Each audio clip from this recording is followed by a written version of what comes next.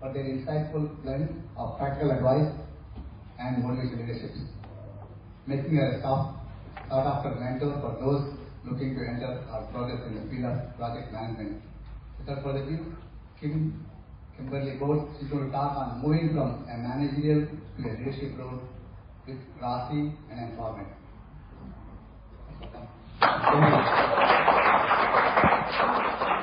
All right, thank you for the introduction again. I am Kim Bortz. I am super excited to be here. I've been attending the TMI conference most years since 2013.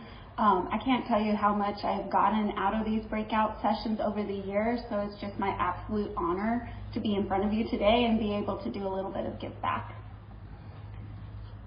So we kind of already went through my bio. I was thinking I'd try to make this a little bit more human, but before I do that, the picture, real or fake?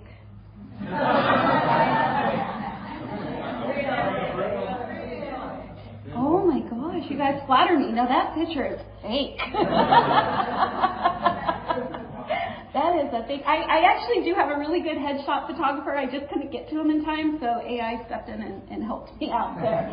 I guess, I'll try to briefly go through an origin story. I'm going to start way back when I was a baby. I was the daughter of an engineer who worked at IBM. So he liked to bounce me on his lap and tell me that I was going to be his little engineer one day.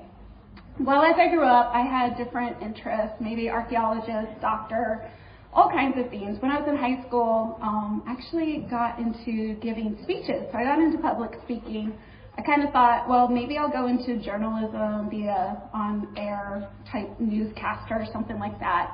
I tried to put communication down as my major when I went to college, which is a fine major. Kind of almost wish sometimes I had also done that too, because communication is so important. My father and I had a negotiation, and we ended up on computer science. No regrets though, because it ended up getting me to where I am. I did do quality assurance for a while, also did microcode development, but along the way I learned about project management, and I said, that sounds more like where I want to be. So I focused the last 15 years on project management. I've been in a couple different industries, multifamily, finance, retail, and most recently I'm working with a chemical company. I decided to start my own business and become my own independent consultant in 2023. So I started Pinch PMO. That way I could start focusing on the parts of project management that brought me energy, and that is career coaching, PMO methodology and operations, project and program management. All right, so let's get into the agenda. So we'll go over a brief introduction of where the RACI is. I'm sure everybody here knows what it is, but I just want to kind of ground you all on the definitions that I use. We'll talk about some of the pitfalls of RACI in general, what happens when you don't have an accountability framework in place. And then we'll kind of start building up the layers that we need to take to empower accountability into our teams. And then we'll understand some leadership transition skills using some of those soft skills or power skills that you've been hearing so much about during this conference. And then we'll get to understanding the strategic use of the RACI, and I'll walk you through an example of how I build RACIs with my team. And then at the end, we'll have a Q&A session, but if you have questions along the way, feel free to interrupt me and we can address those as we go. All right, here is our RACI refresher. Everybody probably already knows that R is responsible, A is accountable, C is consulted, and I is informed. As I go through this, kind of think about a use case where we're building an internal website, an intranet site at a company. And I'm going to call out some examples of what this looks like. So those who are responsible, those are the doers on our project. Those are the people who are creating the deliverable. So if we think about an intranet site and building that, those are our developers, because they're designing, they're coding, they're testing, they're actually building the end deliverable. When we get to the accountable, I like to look at these people as my leaders. These are the people who I'm going to say are a single individual. I kind of am flexible about my other definitions, but this one I stay pretty strong at. It's the single individual who enables the work, who supports the team, and validates the completed results. Those who are consulted are all those team members that provide input. And just because you're an R or an A on one particular task, you can definitely be a C on something else. You know, we need everybody's collective diversity of thought on these projects so that we can come up with the best solutions. So folks who are consulted are subject matter experts. They possess the knowledge on how to complete the task or those inputs that we need in order to make decisions. And then finally, we have folks who are informed, and they need to be kept up to date on how the project is going. And it could be because they're the project sponsor, and they need to make sure that we're going to hit our objectives, or it could be that in the case of our intranet site, maybe it's the communications and change management area, because they're going to need to know when we go live, and when communications need to go out, and when training needs to be developed. So as you're looking at this and go, I really don't like RACI, well, the good news is there's a lot of different accountability frameworks that you can choose from. And I counted, I don't think I have 18 on that slide, but I've counted roughly about 18. I think there's a lot more. And then if you factor in that there are 33 commonly known methodologies, so beyond Agile and Waterfall and Hybrid, just all the other flavors of project methodology. And then you think about all the different companies that are out there and all their unique cultures and their team members and the types of projects that they're running. There's really infinite types of ways that you can enforce accountability on your team.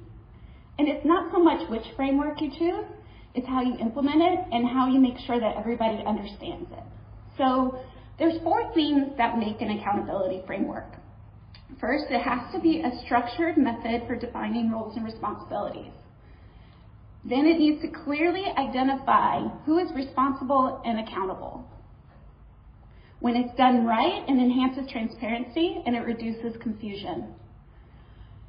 And when you're having the right meaningful conversations around it, it's going to foster a culture of responsibility and trust. So the RACI gets a bad rap. In fact, if you Google RACI, one of the first articles that comes up is from the Matrix Management Institute, and it says, flush your RACI down the toilet. I felt that that was a little harsh. So, you know, we really need to be asking ourselves, what is our intent with the RACI? Are we checking a box or are we trying to sustain a team? So, you know, early in my career, every once in a while, you know, I'd get, Kim, where's your RACI? Oh, well, I don't have one. I better go do it. So I'd go sit at my desk and I'd write out all my team members' names and I'd put all their responsibilities and I'd fill out the R's, A's, C's, and I's. Well, that's a problem because I did that alone and I didn't do it with the team. And when you do that, your RACI is useless. So what we want to do is we want to move from a static mindset to more of a strategic one when we're thinking about how we're going to assign roles and responsibilities. So there's an article from the Harvard Business Review. It just came out in July. And it was talking about, you know, what do we do when we have a process that isn't working? What are some of the things that we can breathe life into it? So you've got to reevaluate and you've got to re-implement these processes. So one example was at the Singapore General Hospital, they had a surgical safety list. That was no longer working. We still need a surgical safety list. That's important. But they needed to figure out ways to breathe new life into that. So that's how we're going to do with our RACI too. So moving from static to something that's more dynamic and strategic. So we don't want decision-making to be siloed. Decision-making needs to be collaborative, because if we don't get that diversity of thought, there's going to be something that we didn't think of, and we're going to have to come back, and nobody likes having to make decisions more than once. We don't want the focus to be on completing tasks. We want it to be on achieving strategic outcomes. And also, we want to make sure that we're promoting shared responsibility. Our goal here is a joint accountability across the team. There's all different strengths and weaknesses that we have as team members. We want to leverage the strengths across our RACI matrix to make sure that we're working together in the best possible way. So next, we're going to go through a story about what happens when you don't spend time on defining roles and responsibilities. So once upon a time, there were 4 people named somebody, everybody, anybody, and nobody. There was an important job to be done, and everybody was sure that somebody would do it. Anybody could have done it, but nobody did. Somebody got angry about that because it was everybody's job. Everybody thought anybody could do it. But nobody realized that everybody wouldn't do it. It ended up that everybody blamed somebody, when nobody did what anybody could have done. Has anyone experienced that story in real life? Yeah, I have. Everybody. Yeah, I mean, does anyone have any specific examples they'd want to share that comes right off the top of your head? Where did that microphone go? So mine is kind of similar, but it's we. Mm-hmm. So when we have meetings, we would do that. We need to do that. Mm-hmm. And so, sometimes you're lucky if you get any action items written down. But when we wrote it down, we would do that. And so that happens a lot. Yes. Actually now, I start paying more attention to it. I would help the team. But it started with it being a pet peeve of mine. Oh, yeah. Yeah. We would do that. We would do that. Yeah, I don't know where this magical we person is on my team, but apparently they do everything. Yeah, for sure. Anyone else?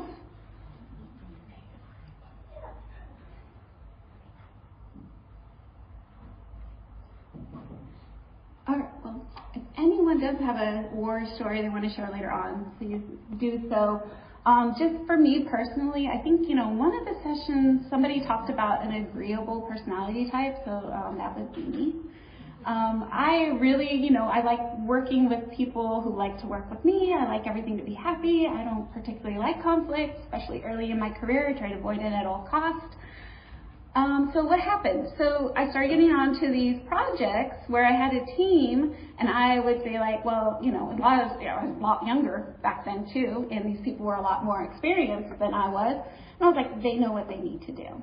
I'm going to put this project plan together, and put these timelines together, and put deliverables, and everyone's just going to step up and do what they need to do.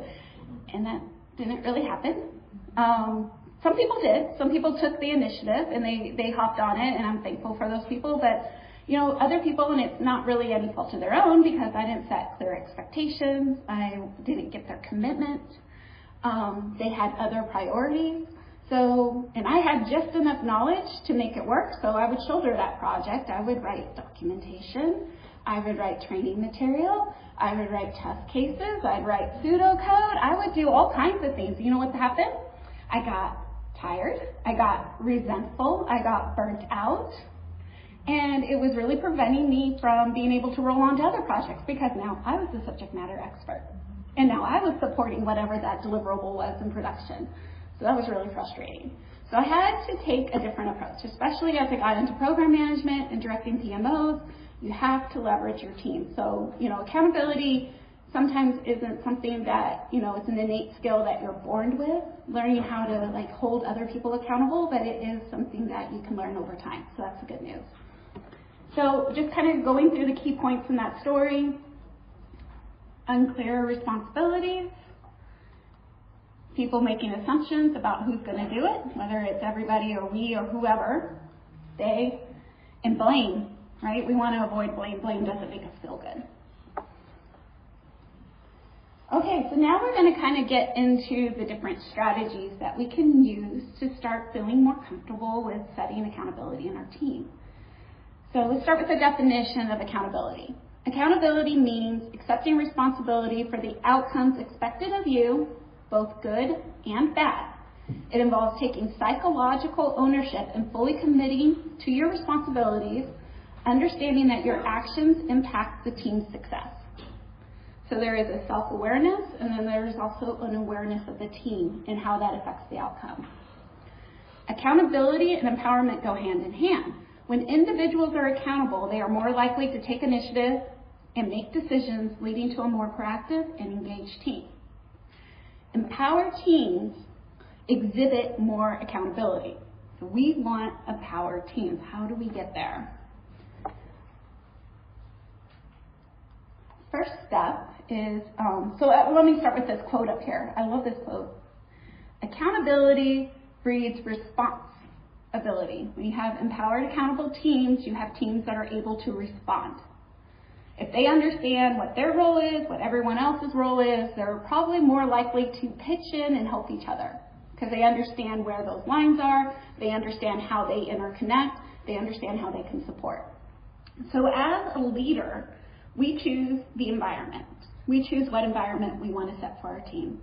And we want to set an environment that has dignity and respect, fairness, and restoration over blame. So dignity and respect. So when people are treated with dignity and respect, how do they feel? Valued. Yes. Heard. Oh, gosh, you're hitting my talking points perfectly. Yes.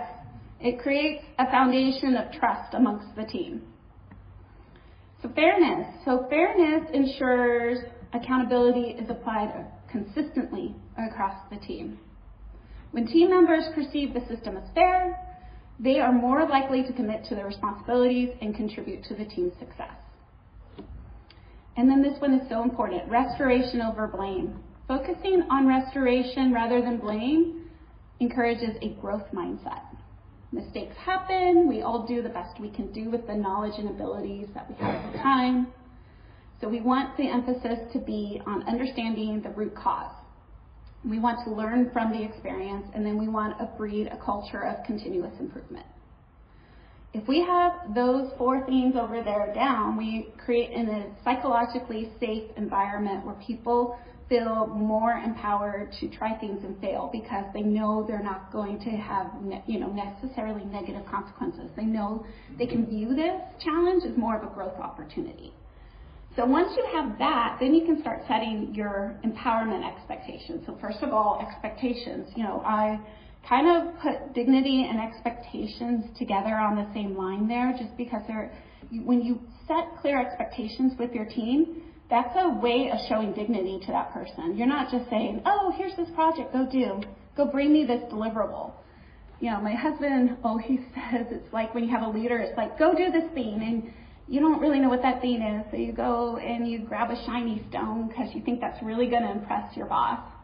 And they look at that shiny stone, they're like, it's the wrong color. So then you go and you're like, okay, well, I'm going to go grab another shiny stone. Maybe they didn't like blue, I'm going to bring green. Well, they're like, this is the wrong shape. And you keep doing this over and over again, and it's not quite hitting the expectations because you don't know what it was, and they didn't want a stone to begin with. They wanted a tree branch. Who knows? So setting expectations, that's how you treat your team with dignity. They need to have clear expectations to know what is expected of them. And then respect, I put that with commitment because it's more than just trying to tell your team members what is expected of them and what you need them to do. You want to gain their commitment. You want to gain their buy-in to the project. So along with those expectations, you're also trying to sell the vision. You're trying to give the why. You're trying to get them excited about it. And then you're saying things like, I need your leadership on this. Can I count on your expertise? We really need the way you do this on this project to help us be successful. And you want them to come back and say, yeah, I can do that for you. And if they feel like maybe they're not so confident, maybe they're like, ooh, I feel uneasy about this. And then that leads to having a conversation, which kind of leads then to my next point, is about having meaningful feedback at all points during the project. So you want to make sure that you're available to answer questions, to set the vision, to support your team, to hear their concerns. But it's more than actively listening to their concern. Well, most of it is the active listening to their concerns. You need to be able to receive as much feedback as you give, because at a certain point, you're going to also do inspection. You're going to inspect their deliverables to make sure that they hit the expectation, because at the end of the day, we're doing this to get to a certain outcome, and we've got to make sure it's done with quality. But when you're there at the inspection phase, you want to be able to give constructive feedback that doesn't break them down, but gives them an opportunity to grow and do things differently. Is this all making sense so far? Any questions? Okay.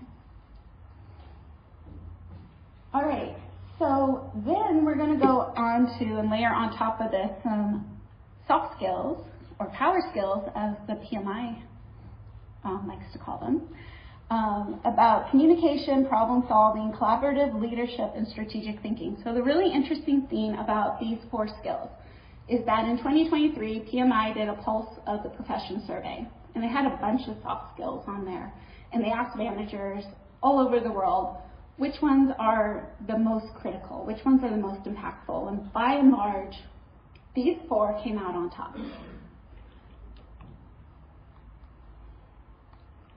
This quote I thought was very telling. As project leaders, we have to recognize that while technical skills are crucial, the success of a project largely depends on understanding human interactions. So as Luis Rivera, the Chief People Officer at SoftTech, said, projects are done by humans. This emphasizes the importance of people-centric skills. So let's talk about them in order here. So strategic thinking. So this is, it's both thinking strategically for the business and what the outcomes and the goals are, but it's also thinking strategically about what you know about your team members, what you know about the other work that they're doing, what you know about their passions and where they want to grow and go to next. This kind of helps you figure out where to place them on your team when you're having your conversations with your other co-leads. And that brings me into collaborative leadership. So on your team, I mentioned earlier, it's really important to figure out who are your leaders. There isn't just one leader on a project, as we all know. There's lots of different leaders at different points. You know, you've got your executive sponsor, that's a leader for sure. You're a project manager, so you're a leader. But you also got your business partner, so you've got somebody who's been designated by your executive sponsor in most cases who is there to lead the interest of the business.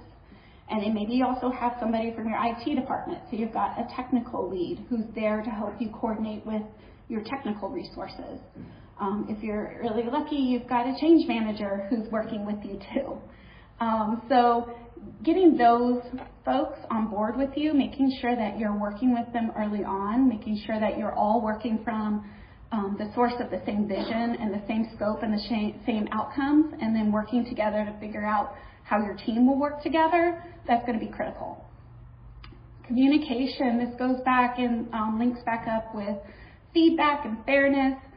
We want to be able to communicate these roles and responsibilities in such a way that the team understands them. We need to reinforce them with our actions and how we status and how we bring the project forward. We want to be as transparent as possible with our project team. We want them to know, you know, if we're pending a decision, what inputs do we need, what meetings do we need to go through to get approval. You know, a lot of times things get slowed down. They're like, why can't we move faster? You need to be able to explain all that to them so that you're kind of coaching them through, like, this is what happens during a project. It's a more of a mentoring and also transparency and being able to bring them along. And then finally, problem solving. So problem solving is also proactive, it's collaborative, and it's being able to seek an answer. And this goes along with the restoration without blame, and being able to do your inspections and being able to correct problems as you go. You need problem solving to be able to do those things.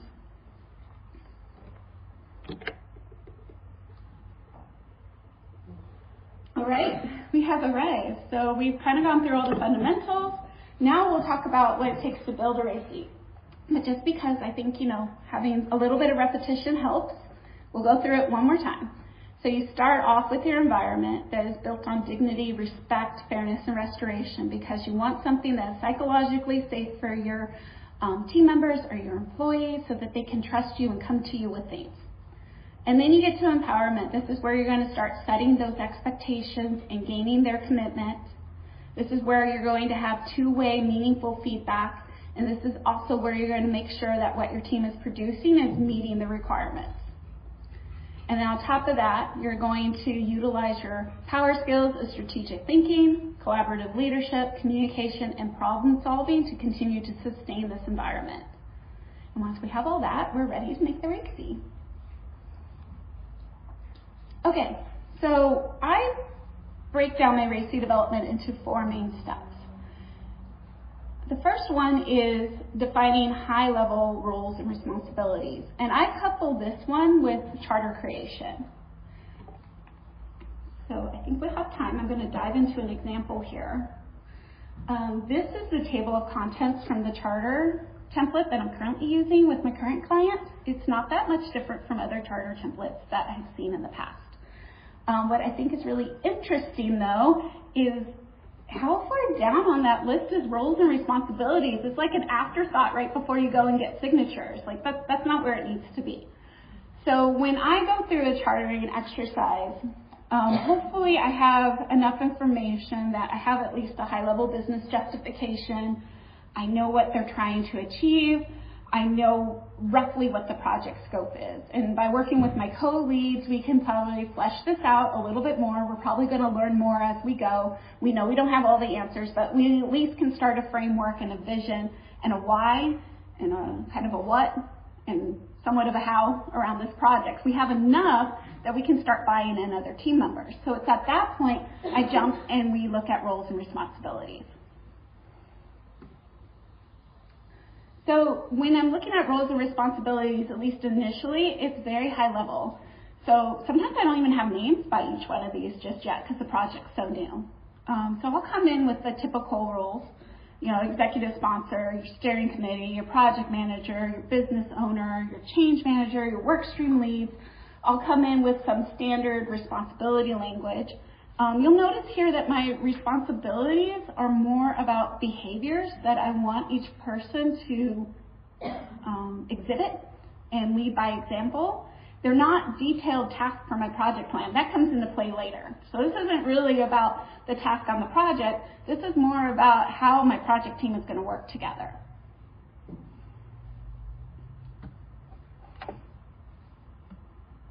So once I have those high-level roles and responsibilities, I take them back, and I do this part on my own. I take what they gave me, and I put it into a RACI template. And then I schedule my next meeting with my co-leads, because now I'm going to walk them through just how I walked you all through. These are the definitions. This is what it means to be responsible and accountable and consultative and informed. So this one actually comes right out of my template. We go through this, and I actually use the same intranet website development example with them to kind of show them what it means to be each one. Seems to help. The other thing I do for them is I come in, and because they already told me who the primary responsible party was for each one of these responsibilities, I already know who's accountable, right? So your executive sponsor, they are accountable for being the one who champions the project at the executive level. They provide strategic oversight and support. They ensure alignment with organizational strategy and objectives. They approve major project decisions and provide necessary resources. That's what they own. They might not be doing all those things directly, but they own the enablement and the support of that. So therefore, that's my leader in those. Same thing with the business owner. You know, I'm looking for the business owner to provide insights and guidance on business requirements and priorities, facilitate communication between project teams and business stakeholders, participate in critical decision-making processes, collaborate with the project co-leads to understand the project milestones, risk, and issues. That's where I need their leadership. So once we kind of get through all of that, then we have the rest of our session, and we have a completed matrix. Okay, so now we have this blueprint, which is all fine and good, and your project leads can understand it. But if you try to go share this with your larger project team, their eyes are probably going to go cross-eyed with that matrix. So you've got to get a little creative on how you share it with your team. Now, normally you would do this during a project kickoff meeting to align them on the vision and what we're going to do and what the scope is, and oh, by the way, here are your roles. Sometimes projects start off and they're already off and running and you haven't even done this yet. The good news is you can do this at any time during project. There's always the chance to right the wrong and come back to roles and responsibilities. So if you haven't done it, there's no wrong time to go ahead and introduce it and do the exercise.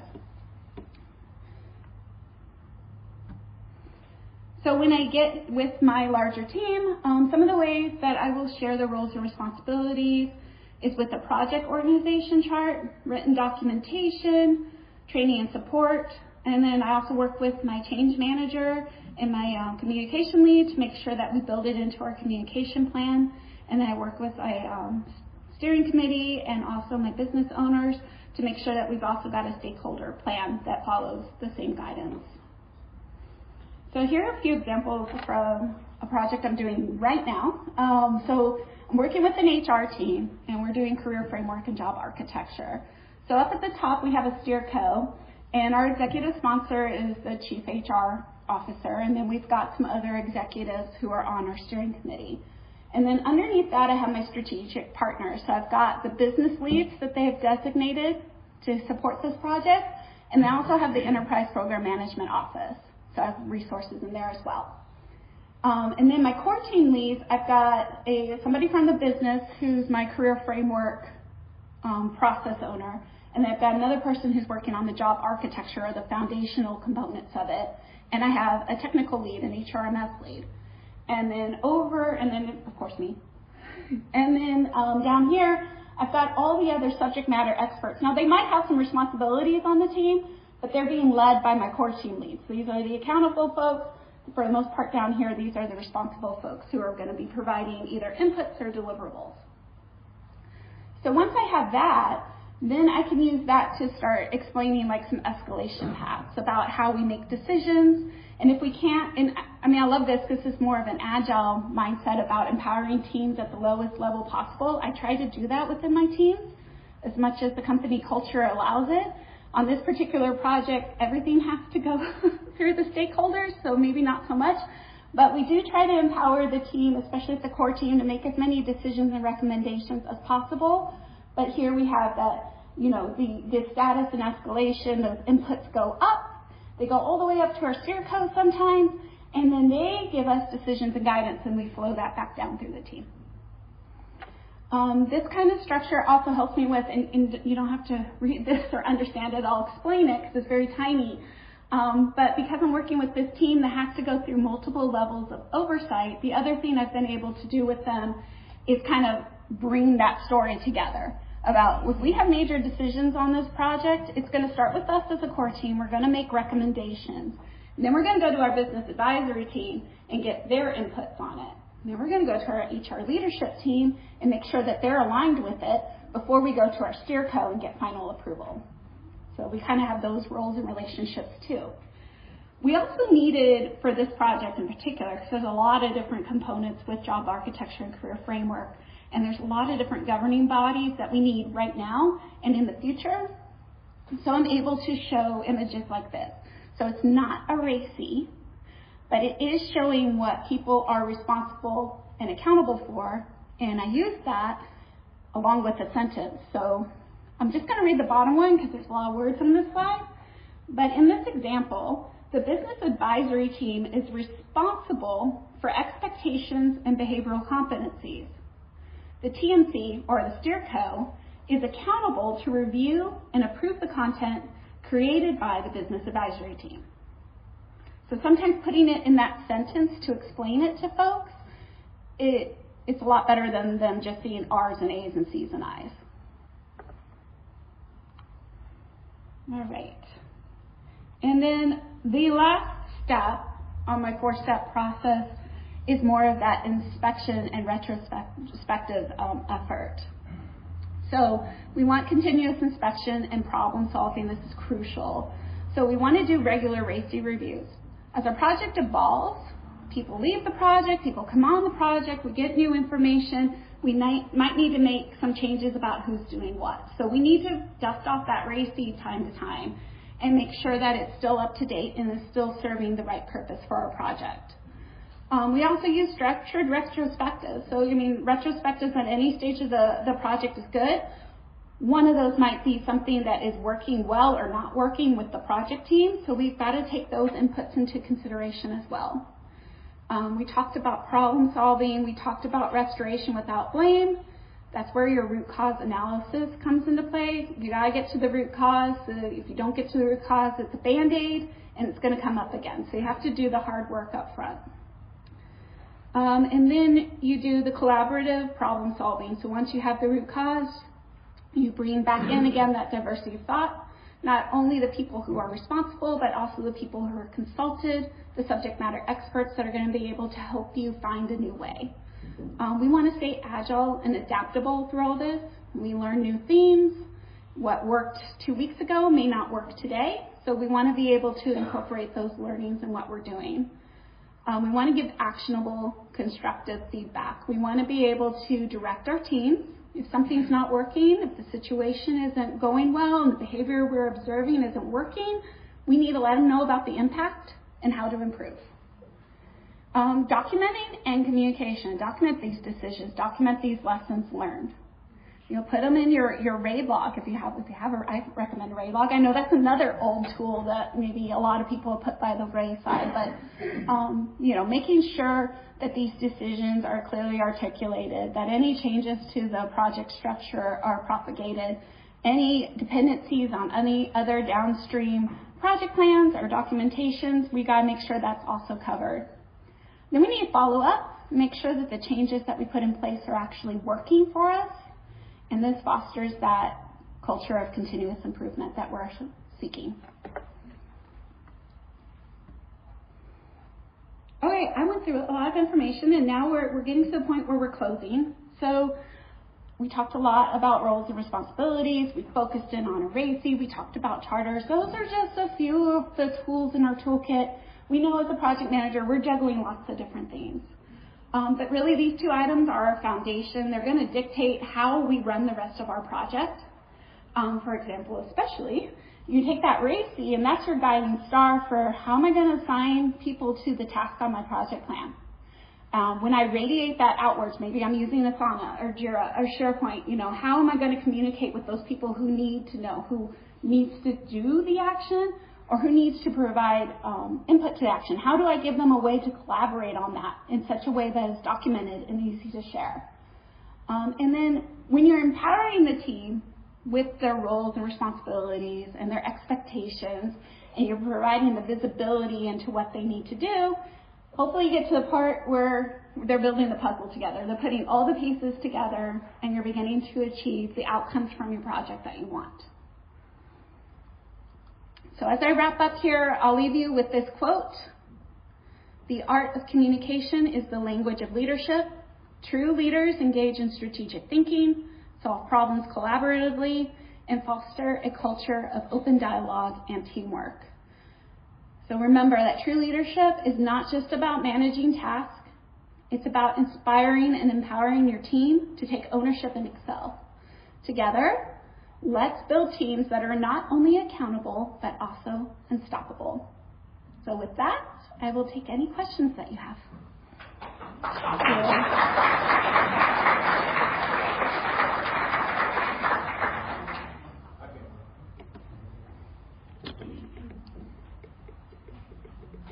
So,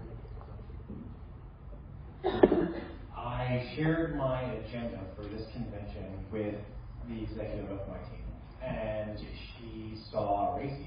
And I work for Insperity. Insperity has like a very people first, or HR firm, people first, all the way, psychological safety, etc. They're very good about that. I'm very proud of that.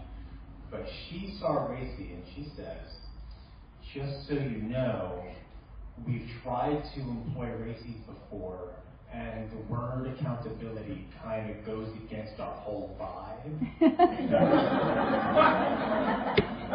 Yes. Any suggestions for how I can overcome that objection? I have also run into that. The other words that trigger organizations is governance and methodology, and in those two. So you kind of have to get creative. So I think, a buzzword that they would like, and it kind of gets you the same thing as empowerment. So maybe empowerment leads to accountability. So maybe you don't have to say accountability, but you can say we really need empowered teams. And in order to have powered teams, we need to set expectations and communicate and get their commitment. Now, that's the definition of getting accountability, but you don't have to say that word. Yeah. Good question.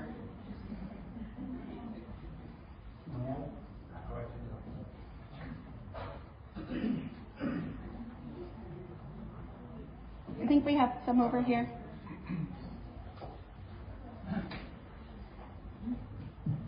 So I'm in an organization that's going through restructuring, and also, so there's a lot of confusion about who will do what in the future state, right? And for projects in progress right now, that's going to be an issue. As a result, my PMs and PCs have a tendency to jump in and assist to keep things moving, and keep deadlines, like you mentioned earlier. So I'm looking for how do you find the balance between assisting the business to ensure the project remains on track and healthy versus holding people accountable, empowering them? That's a really good question. It's something that needs to be factored in early on in the project. One of the things I did with this career framework project is, as we were thinking about the current state process, like how we were going to execute the project, I also challenged my co-leads to think about, what does it look in the future state? Like, what is the governance and the support model that we need for this in the future?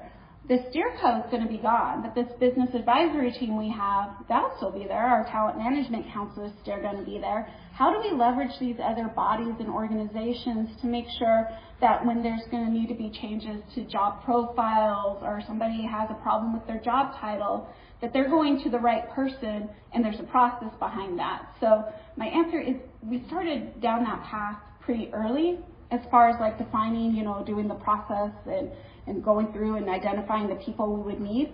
And we started communicating with those folks ahead of time. And then we also identified where there were gaps, like where we didn't have that full-time FTE that we really needed.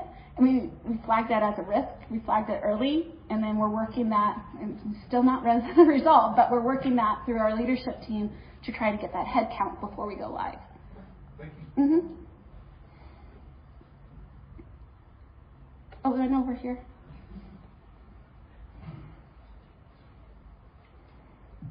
First, thank you for your presentation. Super informative. Thank you. I think myself and probably a lot of the individuals in this room have dealt on project teams where I have a stakeholder, I know they're accountable for something, they know they're accountable for it, but for whatever reason, when it comes to the time, they're like, oh no, not my job, no, not my scope of work. And whether it be low bandwidth, objections to the project goal or approach, suddenly they don't want to do it. Do you have any tips and tricks for coming to that compromise, getting them on seeing the light at the end of the tunnel, just getting them to see or come to the realization, even though they know they are accountable? That's a tough one. I have a resource on my team that's basically like same story. So with this individual, a lot of times it's just she takes longer to buy in. So I have to have a lot more one-on-one conversations with her.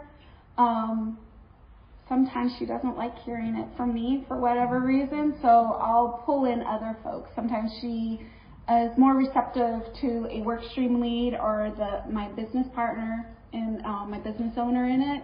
So I'm kind of trying to come at it with different approaches, maybe even different people on the team to try to pitch in and help out and try to get this person on board and bought in and committed and get them on the right track. It does take a lot of time, and sometimes it can be really irritating.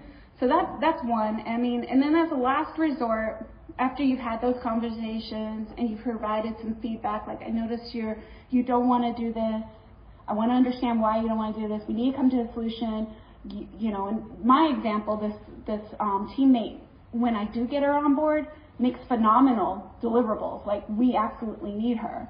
So I also do a lot of trying to explain to her why she's so important and why what she does matters. So, but there are times where, the resources, no, I'm not going to do that. I don't believe in documenting. We don't need to do that. That's your job. Then that's where you kind of have to start escalating thoughtfully with management. Maybe they're not the right person for the team. Maybe they're acting out that way because they're overwhelmed. So there might be a way to kind of switch that person out. And I think as an absolute last resort, you have a mitigation plan. If there are people on the team who can pitch in and kind of cover for that, then you go down that route.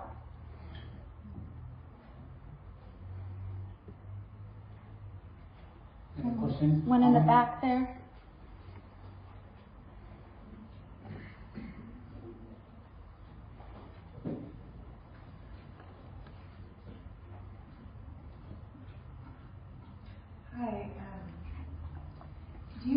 reinforce the roles and responsibilities throughout the project. One thing that I've experienced is, we have a PMO and we're internal to the organization, and people are used to their org structure, and on projects it changes. Yes. So how do you handle that? That's a really good question. Let me go back to, this slide right here. When I first introduced it with the client I'm currently with, this kind of like blew their mind. And I find it ironic because with going with like a new job architecture or career framework, it's not about where you sit in the organization, it's about the work you do. And on my org chart here for the project, it's not about where you sit in the organization, it's about the work that you're doing on the project. So that's a little bit of a challenge. And I'll give you an example. Way down here in the corner, I have a global employment survey LMS enhancement. And the gentleman that leads that part of it, he is my learning and development manager. The interesting thing there is my career framework lead, she reports to him.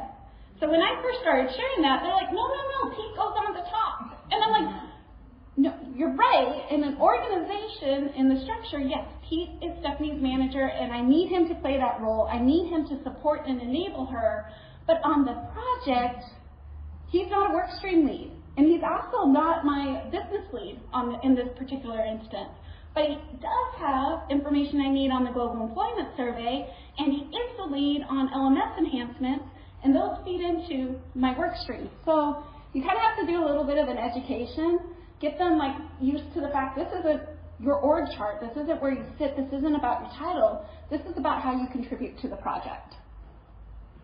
Does that answer your question? Okay.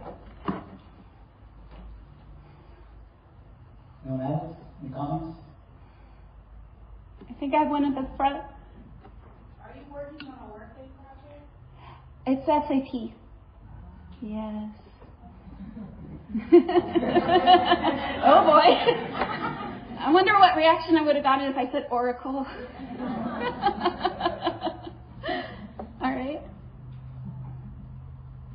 All right, well, if there aren't any other questions, feel free to connect with me. I am on LinkedIn, Kimberly Bortz, I think it's the best way. If you find me around the conference, I bought this really cool doohickey that apparently, like, you just put your phone up to it and we can exchange contact information.